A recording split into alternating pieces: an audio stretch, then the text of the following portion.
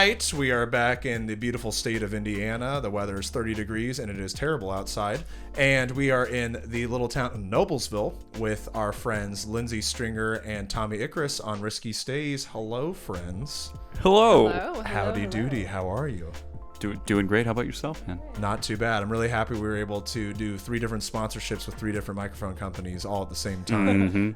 We are being paid millions of dollars for all 5 of you watching. Just raking it right in. So, but go ahead and tell the people watching this who you guys are a little bit, and we'll just start with each one of you. all right. So my name is Lynzi Stringer. I am a singer, songwriter. Do some YouTube stuff and do a lot of gigging. Nice. Yeah. I'm Tommy Icarus, and I make music and do various other things.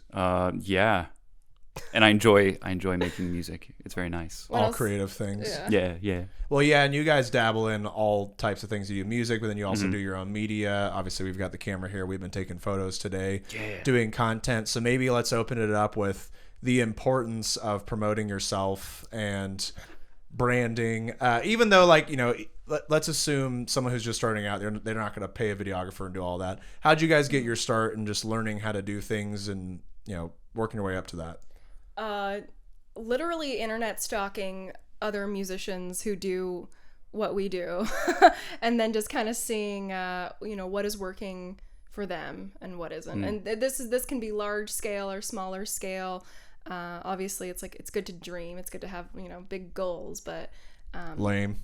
I mean, no. But I really like just kind of taking a look at what other people up and coming are doing, and then see how that applies to my own stuff and my own my own work and my own personality. And Nice.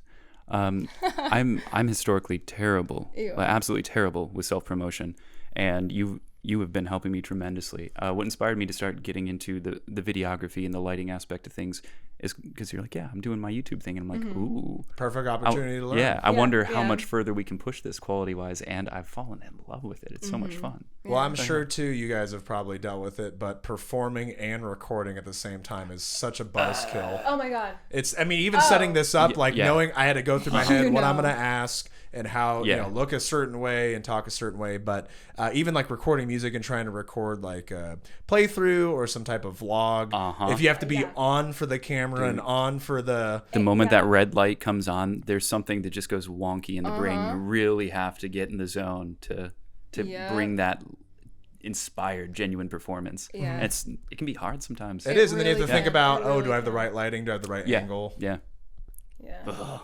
It can be make or break, honestly. If you don't find and establish that vibe, and it's just about working for the camera, it can kill it. It can just it just ruins the whole mood too. It does. I know for a lot of people it's a really tough thing to go through, especially if you're not comfortable being on camera. Now, a lot of musicians, since they've been on, you guys have been on tons of stages and have had tons of promo pictures, so for you it's it's nothing. I mean, a camera can show up in your face and you're like, oh, hey, what's going on?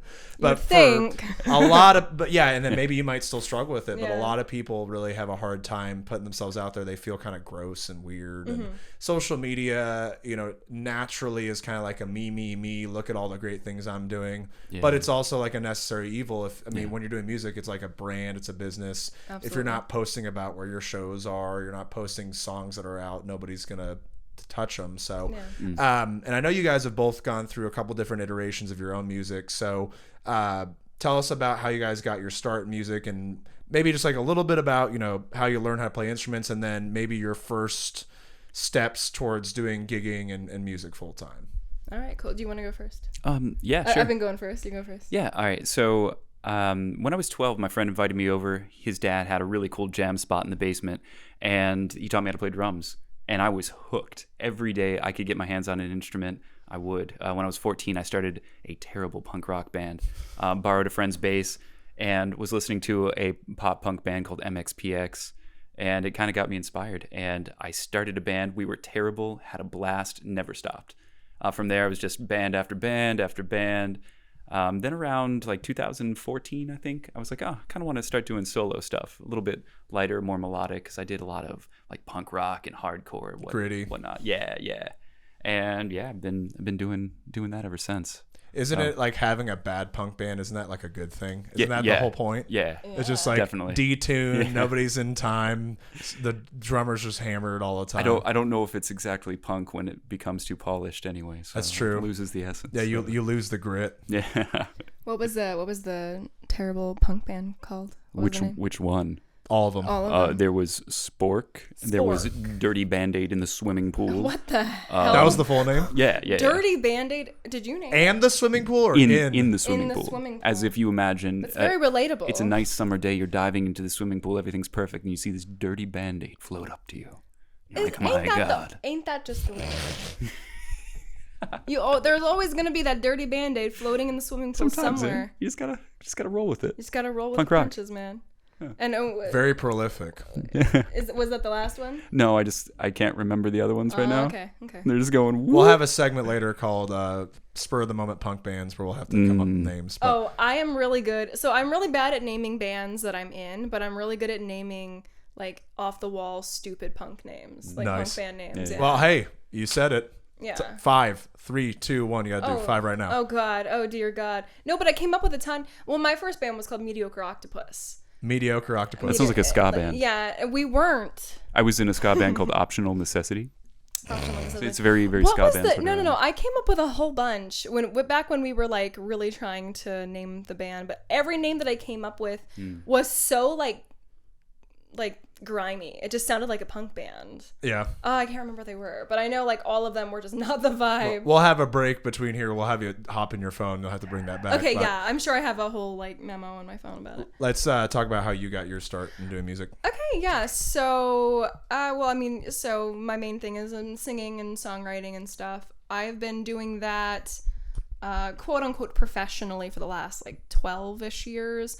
I got started.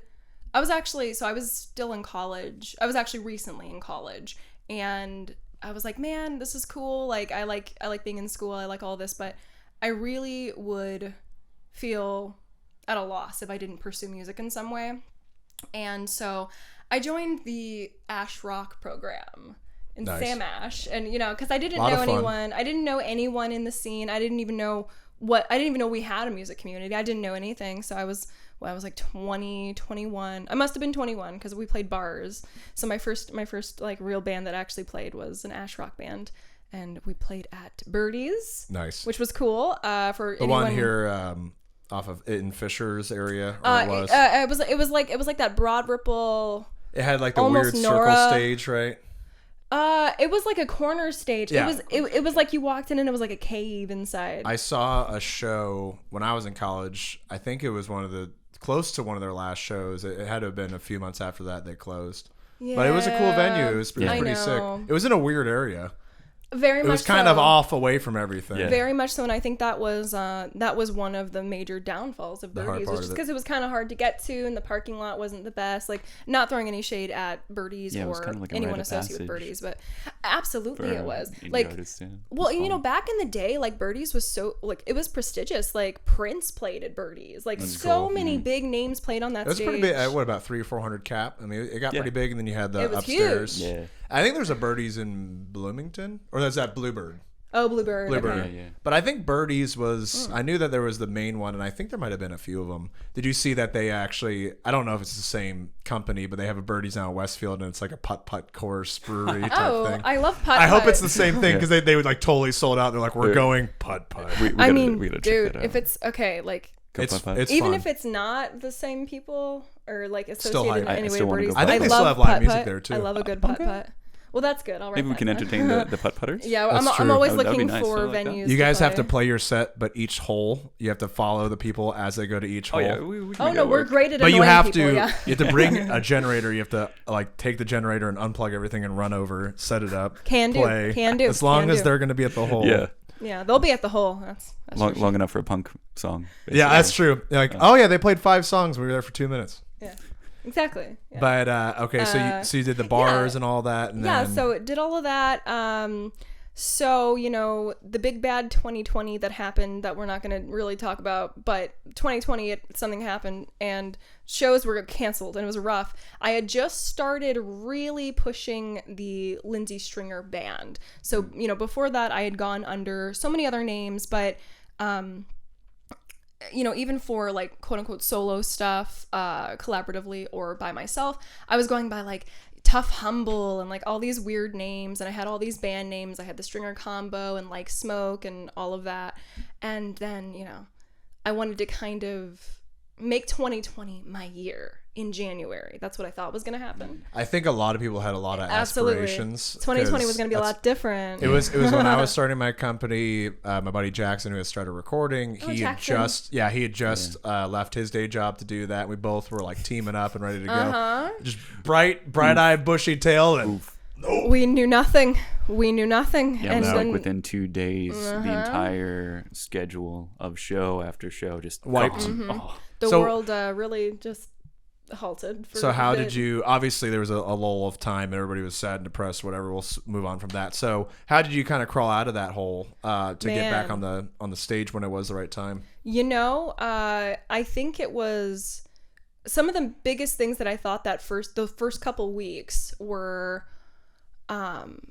Okay, well, recording's never been my favorite thing. I always like to play out, but now playing out's not a thing. It's just not going to be a thing we were under the assumption like, oh, this is only going to go until like the fall or something. So I'm like, okay, I'll start booking shows 2.5 years later for December. Yeah. Exactly. And so I was just thinking like, I want to go ahead and just start really taking it seriously as a recording artist because, like I'm a singer first and foremost. I love to write. I love to collaborate with all my friends. So I started recording over at Roundtable. And just did a little EP and had so much fun. I had Rafael Perez, of course. I had Jackson do the drums. Nice. And then I had Caleb Spicer, Pat Collins on board. The boys. Yeah, the boys. And so, it was just really fun. And then when I put together... so there was a subsequent Lynzi Stringer band following that, which included Caleb Spicer, Brian Borbor, and Rafael Perez and Rocky Rodriguez. Rodriguez, yeah. And so that was what we did for the last like 2 years. Recently we just kind of stopped gigging. I'm trying to get something going again because I love gigging. Gigging is my thing. I don't really like recording. It's not where I feel comfortable. Yeah. Well, and there's like different types of musicians too. Granted, you want to do both, but there's a lot of times where people are just recording musicians or just live musicians. And that's where the importance of like studio musicians and session players comes in because the nice thing about what you're doing and what I'll eventually do for myself too, but even Global Plague, for example, so my metal band really started off as just me wanting to make metal music and then just bringing in the guys that could get it done. And I make a joke that everyone who's ever like touched the project is still in the band. So there's like 15 members of Global Plague. That's a good philosophy. Yeah. Well, because Jackson and John wrote most of the instrumentals once we did the album. I did the first 4 songs my own with guitar and bass, but then it got to a point where I was like, okay, I want it to be better and evolve more. And I am, in terms of a guitar player, I only got like to a certain level and then I couldn't go past that. So I think it's important for people to know that if you're going to do that solo music career, the nice thing is people can come in and out of it. But if it's the Lynzi Stringer band or the Tommy Icarus band, you just focus on making the music with whoever's going to make it. And then you could take it to the road. The traditional band dynamic, which you guys, and I want you to talk on this too, it might have been something where just too many schedules, especially when you become an adult, people have kids, then you've got your job, your day job, unless you're fortunate enough to do music full time. Or if you are doing music full time, you're in 8 other bands. So having the band dynamic it's really tough to have. So it's a lot of times easier just to go make the music and then figure out the band later.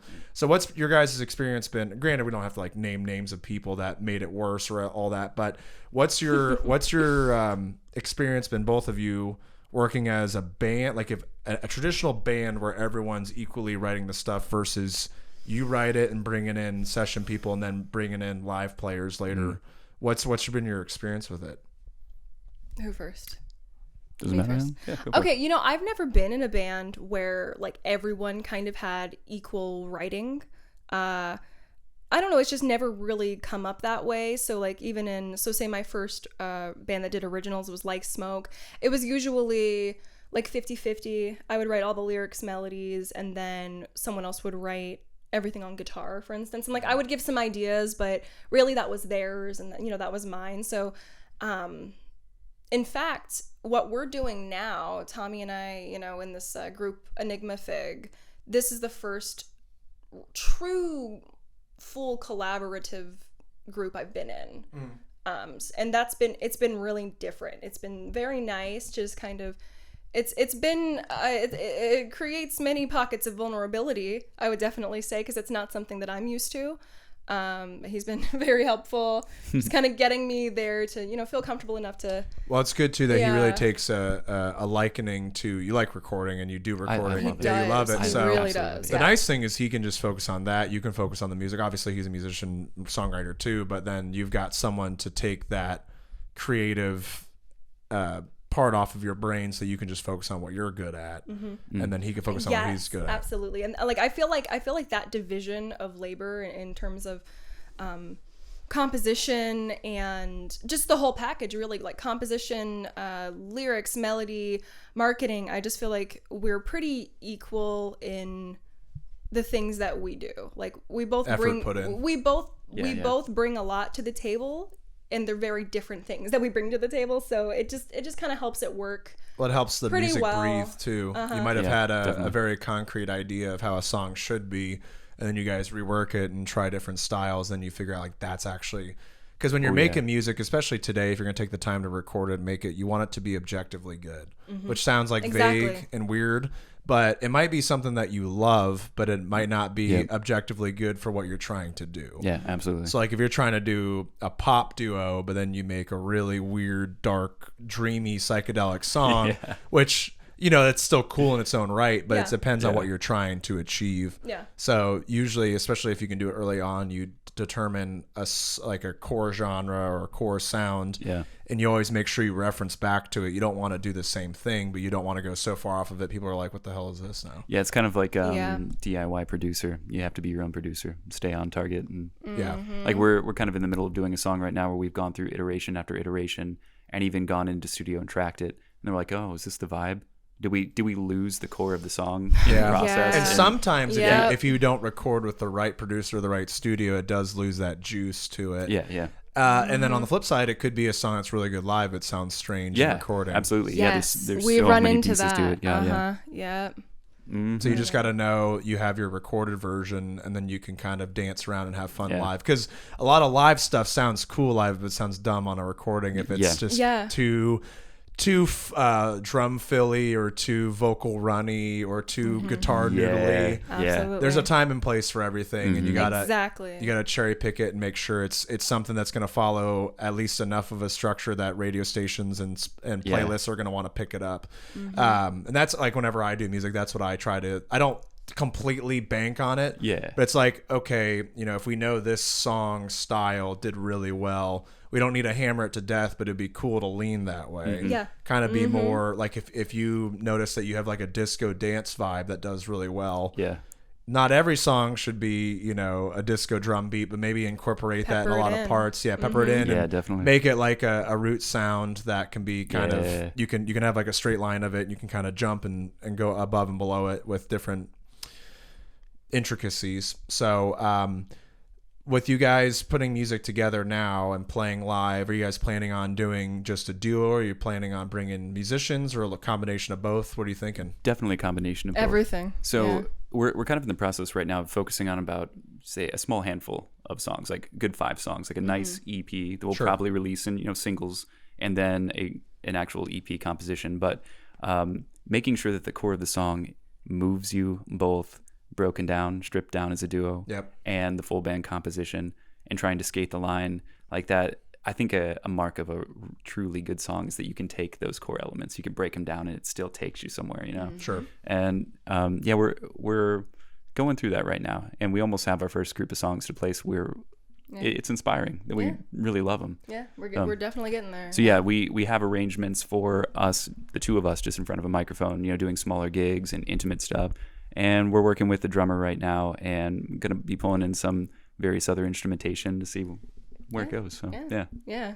That'd be cool. Yeah. When you guys write, is it a jam session, or are you sitting down and thinking like, this is the verse, this is the song structure for my voice, this is... It depends. That's the thing. Okay, so like it depends on the song. I think every song is fleshed out so differently.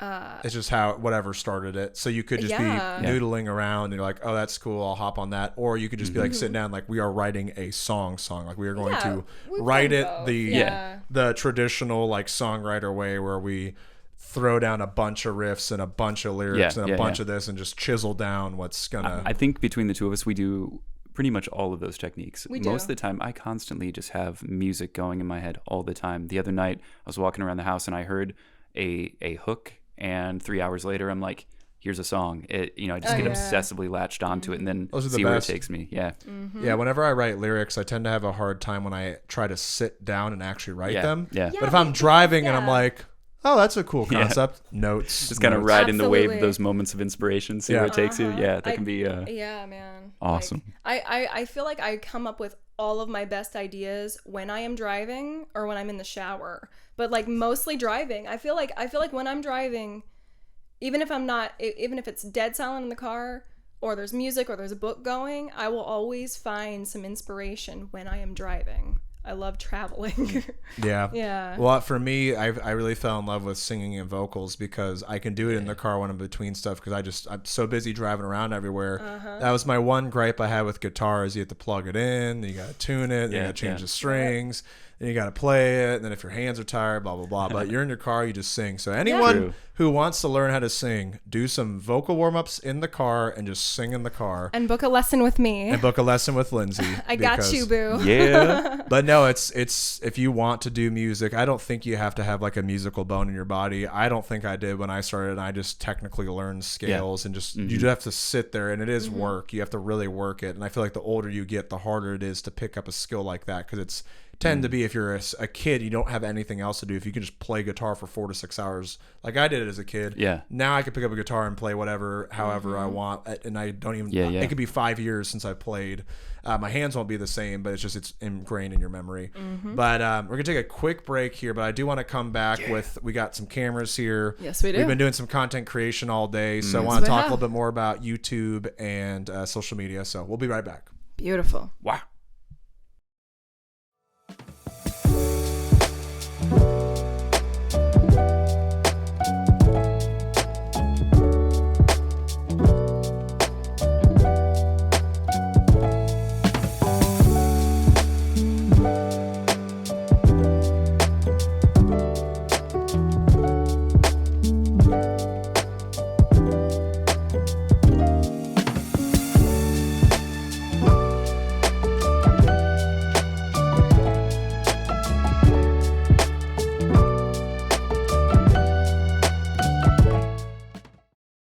And we are back with Risky Stays with Lynzi Stringer and Tommy Icarus. Before we left, we were talking a little bit more about marketing, social media, YouTube, all that stuff. And Lynzi has been doing the content creator lifestyle, and Tommy has been just hiding in a closet and filming her do it the whole time. So, but no, why don't we go ahead and hop into that and how you started that? Yeah, so it actually all started with my brother. So my brother also has a YouTube channel, Simon Stringer, if anyone wants to go check him out. Plug. Yeah. So I saw my brother was really having a lot of fun doing reaction videos, and it's something that I've never watched reaction videos, but I really have a true appreciation for music and very skilled musicians, singers, rappers, just all kinds of stuff. So I started slowly just building up that channel. I'm going to continue to build it, but it's mostly reactions right now. I'm also going to start delving more into movies that I like. I really like to talk about movies. I absolutely love horror movies. So that's what's coming up next for my YouTube. And this fellow right here has been, for the last, what would you say, like 3 or 4 months, you've been kind of the one making everything look good and no making sure. Of time. I know, like yeah. Could so have been 500 years ago. Truly. Well, Tommy's a intergalactic time traveler, dimension shifter. Can't you tell? it's pretty wild. Yeah, he lives everywhere and nowhere all at the same time. It can be a bit confusing. His I often mustache lose track just of does things. this. Yeah, He doesn't like train it or anything. if he takes his glasses off, he just has laser beams that will destroy all the cameras. That's so- why he doesn't take them off. Yeah, Exactly. I gotta Yep. keep him on. Yep. Just for the equipment. Don't look him in the eye. Safety. Even right now, you watching at home, do not look him in the eye. So you're doing Fall in love. production for Lynzi's shoots. Yes. Yeah. Yes. And Isn't it so much fun? Let's is. talk about lights and cameras. Oh my God, so much fun. Lighting. Sorry, can you move? I need to talk to Tom. Lighting is. I'm but a novice, but lighting is the most fun thing. Like making a scene look good Full and then lighting it. goblin mode. It's so fun. Look at these things. Look at these beams in the corner. I don't even know if you can see them. But yeah, no, I mean, it's really important though. You really start to appreciate it when you see it on that side, working Yeah. with, audio and video collaborating together and looking good. But then you watch YouTube videos and people have these most immaculate setups. They've got the full, I mean, we even made this kind of like a set today, but even just this, like, before there was some plants over here, but now that we have like a full line of them, you've got the things hanging above us, you got the lights. Now it looks more kind of like a vibey room. Obviously you got a lot of life here, but yeah, when you stage things properly and you light things properly, they look so much better. It's unbelievable. It's kind of like when I started doing sound effects, because I work with video games a little bit, and I started doing a little Foley and sound effects and like sound design. Everything I heard, I was then thinking, how can I use this? Like, what can I use this for? Now you're walking through the house and it creaks and you're like, I know, I've absolutely done that before. let's I'm get like, the recorder. I Absolutely. like this creak. I'm like, The first day you came over. Yeah, You came over to my house and like you heard the floor creak, and then you also heard one of the doors creak, and Yeah, you're I'm like, I must he walks in, record. it's just, light bulb. hello. Yeah, like that's how it is now with lighting and being behind the camera. I cannot watch anything without just analyzing now, and I love that. It's so Movies much fun. and TV is ruined for me now. I can't really. Well, I can dive into its storyline if I'm thinking of the storyboard, Yeah, but the yeah. hard part about music and just general video content, Yeah. I love it, but it is my job and it's my work, so it's really hard to detach the work thing from my brain. I understand that. So you're watching a movie, like, for example, Dune. Like everyone just complains that you can't follow it. There's too much going on, like in terms of the storyline. Oh, okay, yeah. Yeah. I'm a big fan of the book, so I did not experience but that. then you have all the back context. They built up the characters, but when you're watching a 3-hour movie where it's every person's intergalactic thing or whatever, and they're saying people's names that are just like weird and they have their own language, but visually it's supposed to be like the most visually, and it is visually amazing. I saw Dune 1 and 2 recently. It's damn near immaculate. It is mind blowing. Yeah. Yeah, but it's so good visually that you don't have to know what's going on. Yeah, with the true. story. You're like, it's just people are fighting. Pretty pictures, good to go. Yeah, there's a bunch of sand. They use really good colors in it. But so you're doing the content creation and you're helping her produce it. So right now you're doing reaction stuff to music and movies. Now that's a thing that's been really popular recently, and it's cool because especially if you have a unique perspective on it, it can be really interesting. Do you ever find yourself when you're trying to think of different ways to approach it, different content, that you maybe get stuck? You're like, I don't want to do this because someone's already doing this on their channel, or do you just kind of go into it? You're like, whatever's going to come to mind, you fully natural reaction. How do you prep for doing a video like that? I mean, basically, I don't prep. So I kind of I like to listen to my audience, because those are the people who are, they're the ones I'm making. They're it consuming for, it. like, yeah, they are the consumers, but also like just on a human level, like I like to, how I started it was, I'm just coming and, never having heard these artists, right? And I'm just giving my honest opinions, and then kind of reading the comments and letting that kind of not all the way guide me, but give me some But ideas, shape it.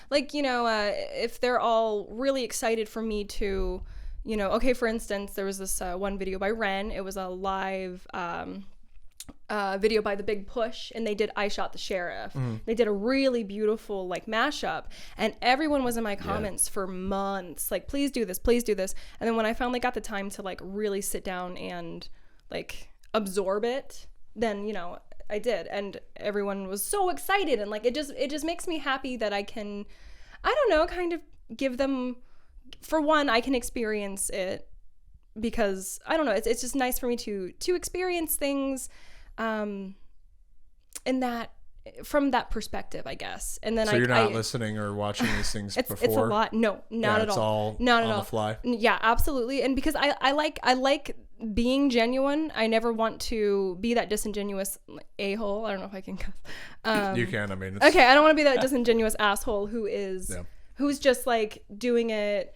for the views, vanity, for the money, views. for X, Y, and Z. Like, I just want to experience good music. I want to be able to appreciate that artist at their core.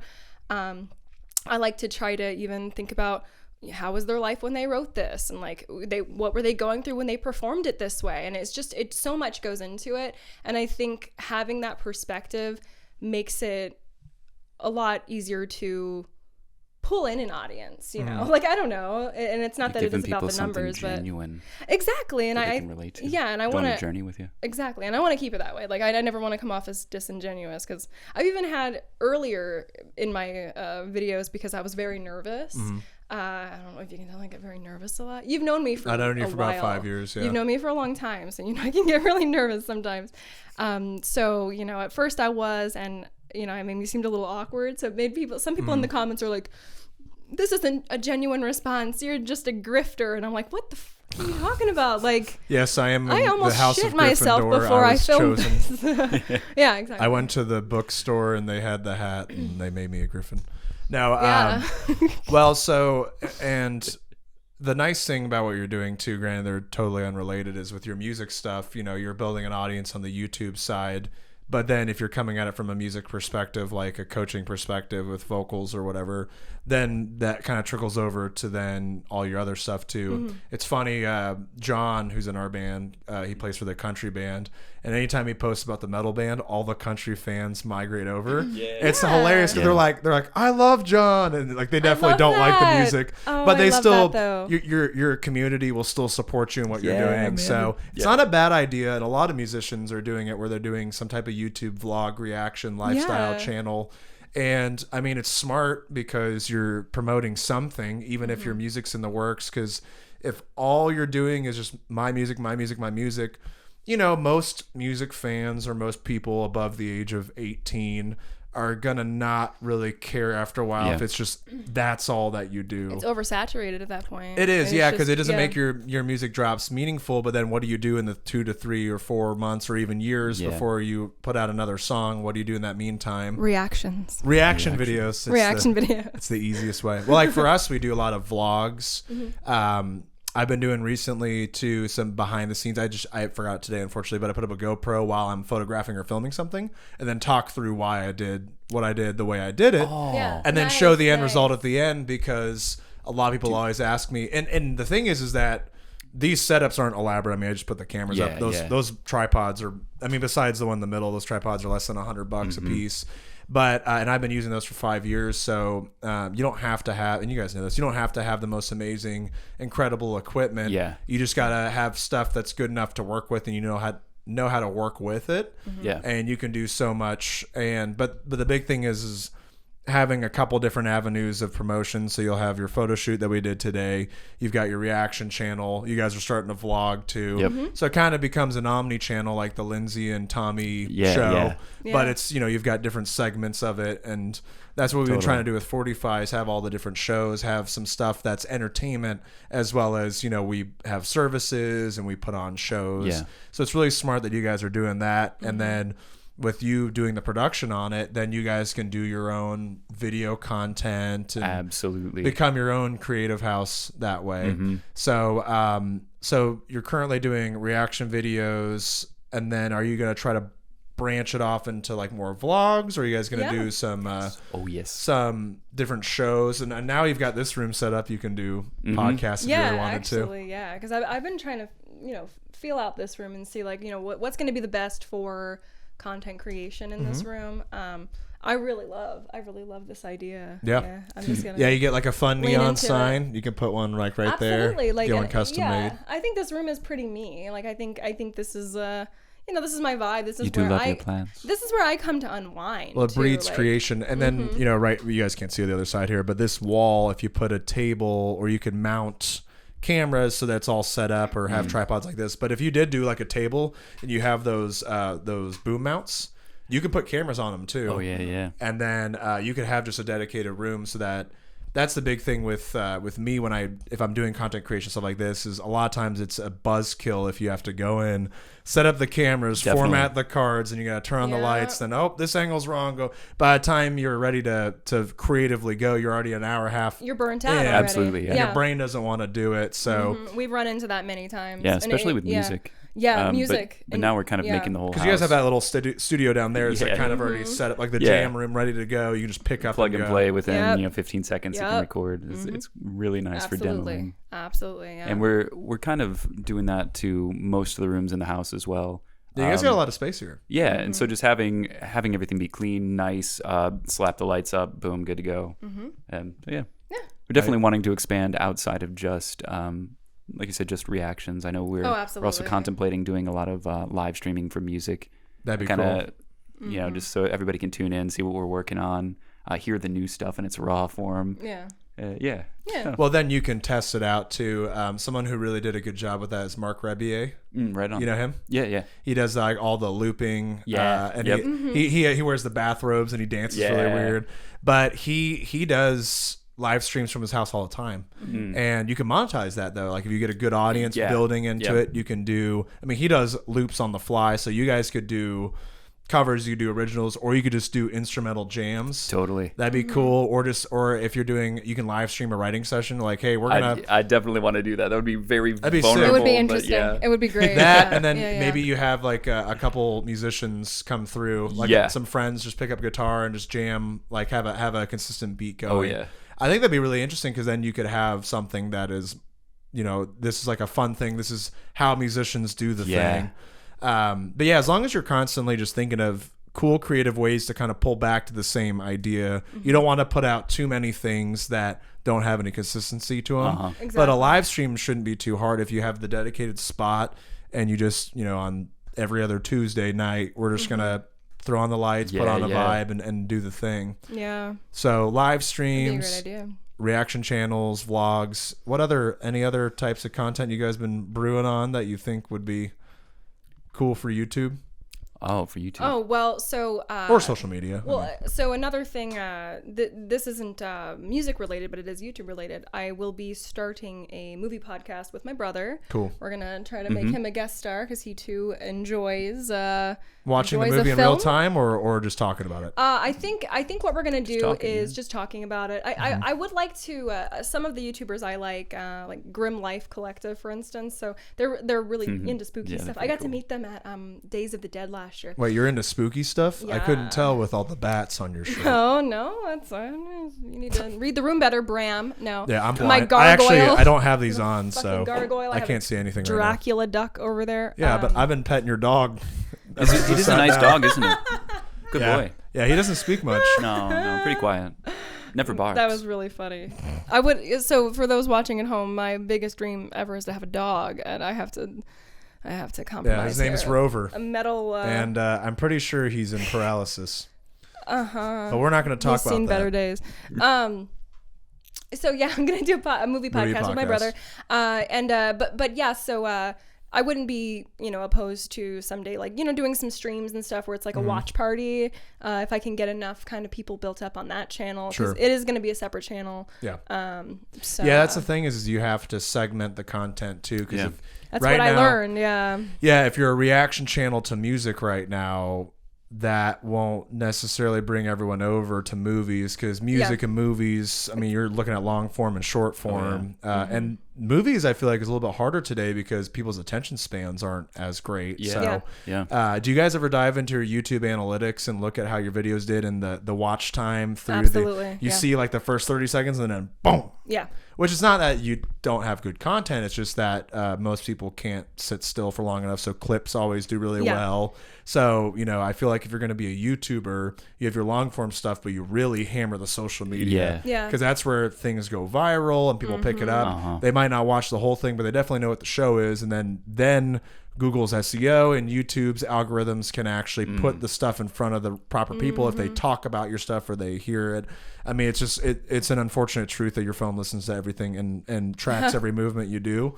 So the more people you can get to interact with your reels, a lot of times it's going to come back to whatever you want them to do. So how do you make a video when you're feeling stuck mentally, creatively? Is it something you power through, or do you tend to have to take a break? And this is a question for either of you too, because I have creative writer's block all the time. But what do you do when you're set up, you're ready to go, and you're just like, man, I just creatively, mentally don't think I can do it right now?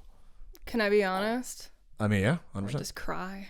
Hey, I cry and I go lay down for a little bit, and I try to examine the situation. And okay, usually I try to really listen to what my brain and my body are telling me. So if it's like, for instance, if it's something that I really just don't want to watch, or like I don't have the brain capacity to pay attention to it in the moment, then, you know, I know myself well enough to be like, okay, dude, you're going to get burnt out if you push yourself here. Just go take a nap, go take a shower, eat a snack, like get a coffee, you know, just remove yourself you from the situation. Yeah, do not ever force it. And that's the same with like anything. Don't force like writing a song. If it's not coming yet, just chill the fuck out until it comes. Like, you know, just be patient with yourself and like give yourself that grace. Or if you finish the song and you're like, this is not something I want to put out. Yeah, because that's happened many times. God, same with videos. I have quite a few videos that I never posted. Yeah. And, you know.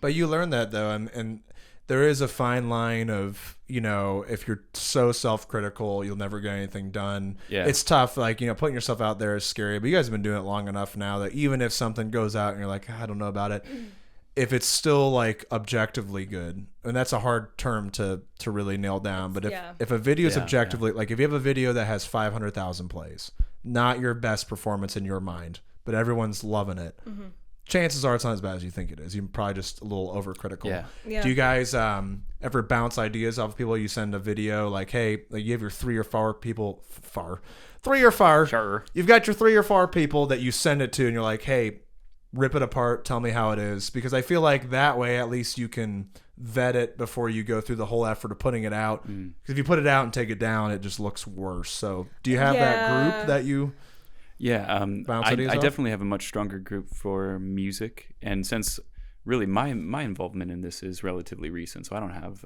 a vast well of experience to draw from as far as the video content goes. Yeah. But yeah, most certainly I have those people that I've sent stuff to. And so I'm also I love stop motion stuff. So I made her a stop motion intro, and we're actually working on a stop motion music video for one of the new songs. That'd be cool. And so yeah, definitely have people that I'm going to be tossing it out to look at it with send that it to me. I'd love to check it out. Yeah.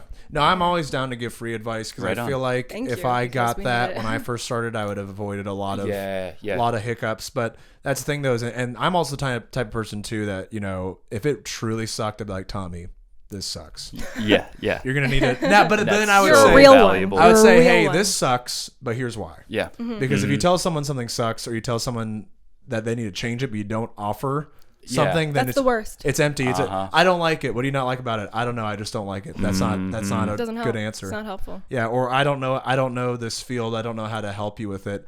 But if you don't like it, it's okay. What did you not like about it?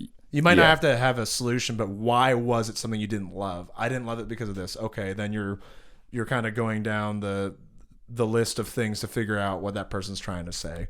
Yeah, we definitely do a little bit of that just between the two of us as well, because I'm more right now I'm kind of curating the visual for you, and you've been doing the rest. You're a little more analytical on it than she is creative, because you don't have to be on camera. Because I'm too close to it. Yeah. And so I'll come in, I'll be like, okay, we should probably cut this segment down to only be this long. All right, we need this here, et cetera, for the flow, the pacing of everything. But yeah, I think we're definitely going to build more of that sort of community to toss it out and get good feedback as we build it. Yeah. Yeah. Do you guys do it with your fans or with close friends? Like, have you ever put something out like, hey, well, I guess you have to be careful with that because you don't want every single thing to be determined by them. But you said you read comments and you try to. So they're kind of like your second line of defense. Then your first line of defense is maybe friends, family, people you trust. Yeah, my best friend Raphael, my other best friend Sherry, and Tommy, and my brother Those are the main people. Yeah, I always send it their way. Just to kind of get different different perspectives as well, because they're going to be watching and listening for all different types of things. Like my brother is going to be, because he does this too. He's going to be oh, okay, how marketable is this? How eye-catching is that first got a good eye for 10 that. seconds? Sherry is going to be like this fits right into your brand, and she also does the YouTube stuff. She does music, and then Raph is going to be listening to the audio. Right. And also just the general aesthetic. He's going to be analyzing everything. Yep. I get kind of obsessive. No, and you've created a monster. That's absolutely what I feel like that's what any up and coming content creator needs. It has to be. There's too many of them now. There's too many people doing it. Now, granted, the YouTuber setup is really nice, light with a diffuser on it. And then you got your table, then you've got your knickknacks, and everyone's. Yeah. There's always a certain look. You're looking either straight down the barrel or off to the side. So there's only so many of those looks. This is totally different. Yeah. Or if you do something where you have a bunch of balloons or whatever your shtick is. Like if you love Funko Pops, just Funko Pop the shit out of this thing. And I wish I knew where my box went, because anyone who knows me knows I love me some Funko Pops. Yeah. I have my own Funko Pop. Did you know that? I saw it in the animation, right? Yeah, cute. Yeah, your Funko Looks Pop just goes like me. goes places. It looks just like me. It goes places. She dances with all the little froggy buddies, and Just like you in real life. one of those, in fact, yes. Nice. Oh, seagull lung. So we're getting close to time here. The way I want to wrap it up is just what is to look forward to with both the music and the YouTube side. If you can kind of give a little insight, and at the very end, just plug whatever social media or websites, whatever you got. Cool. Okay. So as far as me, sorry, my brain just got bogged down by a bunch of things. You can follow Lever Action Games. Within probably about, I would say, 4 to 6 months, we're going to be releasing a game, and we have several others in the work. Tommy Icarus as well. Follow me on all the social medias, because I have singles that I am working on right now, and Brewing. I'm really, really liking them. And then we have our collective Enigma Fig. Yeah.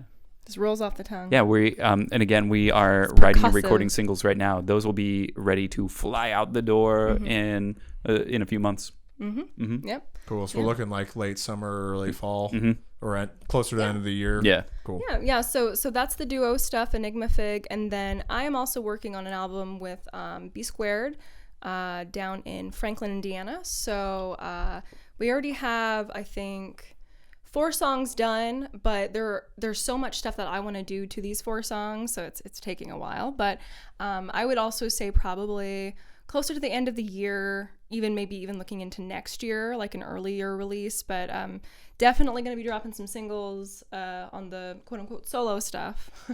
Nice. Under Lynzi Stringer. And follow me, please, on Instagram, YouTube. I'm on all of those, the Facebooks. But I appreciate you guys sitting Yeah, down yeah. and talking with me. Thanks. A lot of fun. We rearranged the plant room. We did. So hopefully there's more videos being made in this room. Absolutely. You've inspired us. 100%. But yeah, this is Lynzi Stringer and Tommy Icarus on Risky Stays. Mr. Bram Epstein. This is me. I have a local Jewish deli called 45 Creations where I make ham sandwiches. Actually, that's not kosher. But anyway.